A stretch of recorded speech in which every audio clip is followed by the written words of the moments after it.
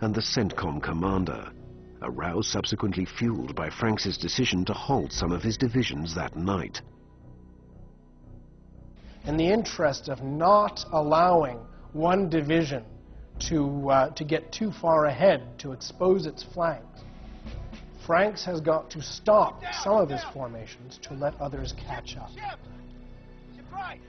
The main reason why Franks decided to halt his divisions at night on certain occasions was not fear of enemy action, but rather fear of blue-on-blue incidents, friendly fire incidents from his own forces in confused night fighting operations. The sheer speed of advance achieved by coalition forces made it increasingly difficult to identify them from enemy ones on this now fluid battlefield. Unfortunately, several friendly fire incidents resulted. On the afternoon of the 26th of February, for example, an American A-10 Warthog plane destroyed 2 British Warrior armoured vehicles, killing 9 soldiers. These sad incidents highlighted the fact that friendly fire now represented as great a threat to the coalition as the enemy. It was very difficult to actually recognise who was friendly and who was enemy on the battlefield. The technology at the time, which had very much developed as a result of the Vietnam War, was directed towards finding out what movement there was on the battlefield. But it didn't differentiate between friendly forces and enemy forces. And often when quick decisions are required on the battlefield, very chaotic, very high odds, mistakes were made. In the Gulf War, the level of casualties from enemy fire to the coalition forces was very, very low. And that meant that deaths from friendly fire became a much larger proportion of those killed. If the enemy isn't killing your people, then the few who are killed by friendly fire become a larger proportion of the statistics.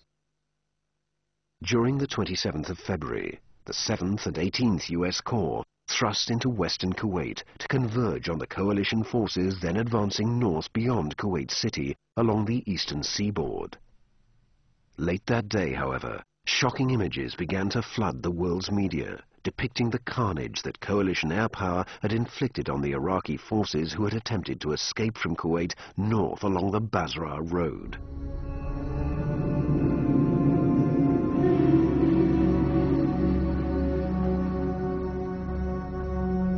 In what became known as the Basra Road Syndrome, these images quickly altered world opinion, creating the belief that the war had degenerated into the murderous rout of a beaten force by the awesomely powerful coalition.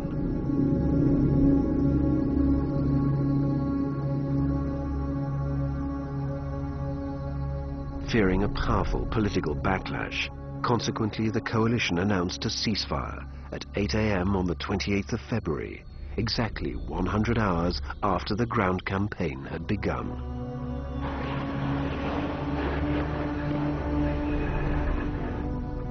Throughout this 4-day ground campaign, coalition forces had encountered only modest Iraqi resistance.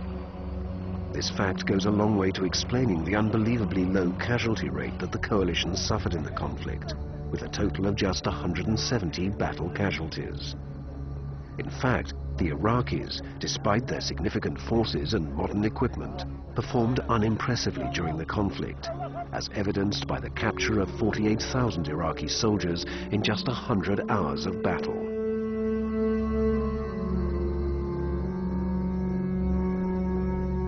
There is a brilliant computer model which in recent years has shown that if you model the battles of the Gulf War on a computer, and if on that computer you increase the level of Iraqi training, suddenly the war is much less one-sided than it was. It's not so much that the Iraqi soldier was less motivated than the coalition soldier, although he was.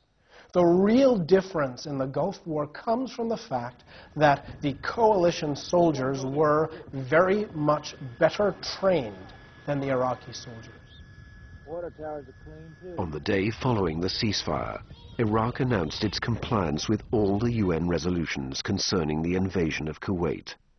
Soon after, the Shiite and Kurdish minorities in southern and northern Iraq respectively rose up in rebellion against Saddam. However, the coalition, now anxious to disengage from the region, refused to intervene in what they described as an internal Iraqi affair.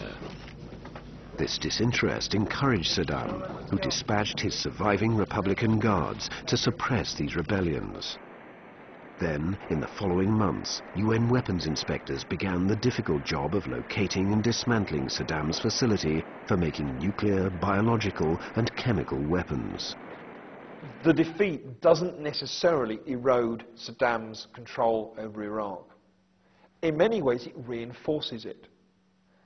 Partly because it enables Saddam to square the circle that he'd been facing since the end of the Iran-Iraq war, in that he told the Iraqis they'd won a great victory, but their economy and their standard of living was severely damaged.